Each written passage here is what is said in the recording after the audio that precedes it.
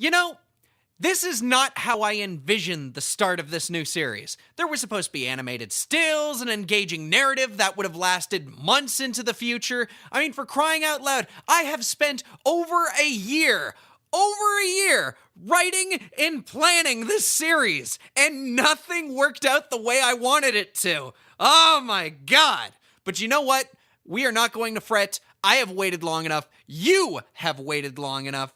Let's just start this and see where we go. Fuck it, we're doing it live. Now, without further ado, let's start the show. Movies are a magical gateway into storytelling. No two people may look at a movie the same way, and that's what makes them great. Some might look and see the cinematography and framing of a shot and what camera angles mean for the scene, whereas people like me focus heavily on the story and get lost in the world, the characters, and the overall message or moral of it. Sometimes the media we consume may have a giant impact on our lives. They can inspire us, teach us new things, break down cultural barriers, and even convince us to challenge our own perceptions of the world. When I had first seen the trailer for Kubo and the Two Strings, it seemed like a refreshing concept that made me curious. Was my curiosity a result of seeing an Eastern story in a new animation style, or was it because I'm a giant bloody Japanophile? All I have to say is tune up your shamisen and prepare to rock the forces of darkness as I review Kubo and the Two Strings.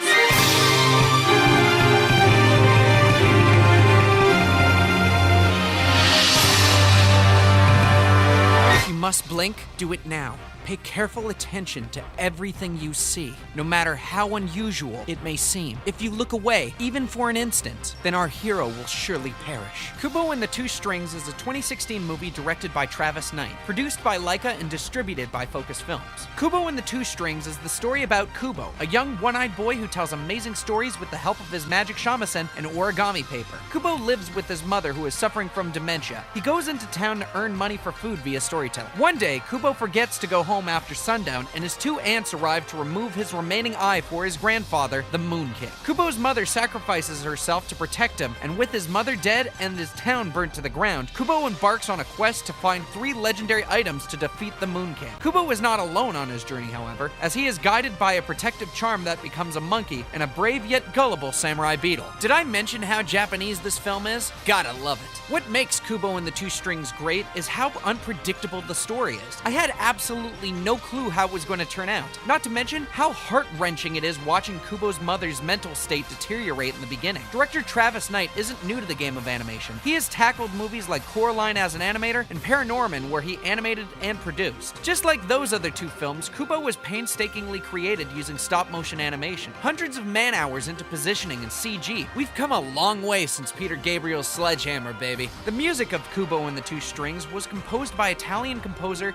Dario Marianelli. This man has been creating music for film as far back as 1994 and has won an Academy Award and Golden Globe for his work in 2004's Atonement. This man is a seasoned veteran, and it goes without saying that a lot of love and care went into the film's score. The music ranges wildly from loud, bombastic, tension-building tracks to the delightfully subtle and whimsical. The only song with lyrics and the clear standout in this movie is Regina Spektor's cover of the Beatles' While My Guitar Gently Weeps. It's a fantastic rendition which blends both Eastern and Western influences together. The funny thing is, I totally like to see more of this. Like, imagine in another movie where shamisen music is used as a weapon. Every fight scene would be a reimagining of Western tracks. Come on, you gotta admit I'm onto something here. Who wouldn't want to hear shamisen rock? But yeah, the fact that the rest of the soundtrack doesn't have vocals made me appreciate the one song that did. Now let's focus on the characters and voice actors of the film. Kubo, for the most part, is presented as a happy, optimistic, yet respectful child. He loves entertaining townspeople with his stories, but dutifully looks after his sick mother. You can see and feel what he's going through. Frustration when he can't talk to the spirit of his father, depression when his mother can't remember stories, mischievous glee when playing tricks on Monkey. Kubo is voiced by Art Parkinson, who does a decent amount of work in the film industry considering his age. You'd primarily know him for his work as Rickon Stark on Game of Thrones. Kubo is joined by Monkey, who is voiced by Charlize Theron, who I honestly thought was Sigourney Weaver at first. Tough,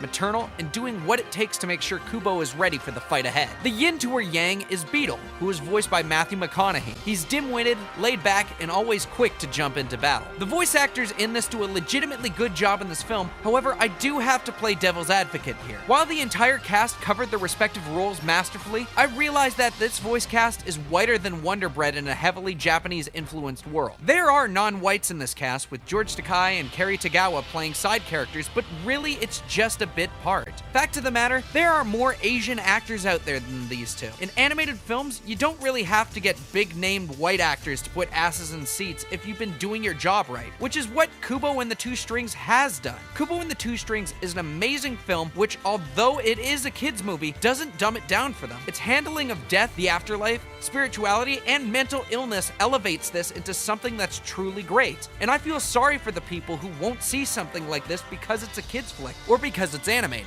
Kubo and the Two Strings is director Travis Knight's directorial debut, and he hit it out of the park, past the parking lot, and into my feels. It's my favorite film of 2016, believe the hype. I'm SonicMTD, and did you miss me? I'm back!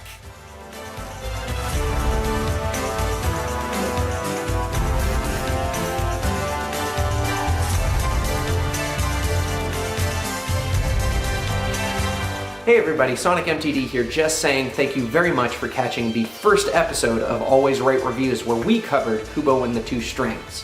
Little known fact, the end slate, this little feature right here, was actually the most difficult part about the entire review process. I am not kidding you.